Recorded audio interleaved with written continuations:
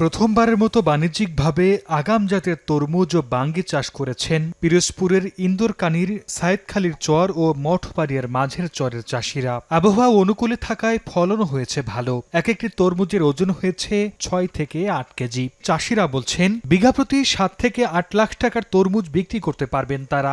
1 বিঘা জমিতে আমরা আনুমানিক করছি যে 7 থেকে 8 লাখ টাকার তরমুজ আমরা বিক্রয় করতে পারবো।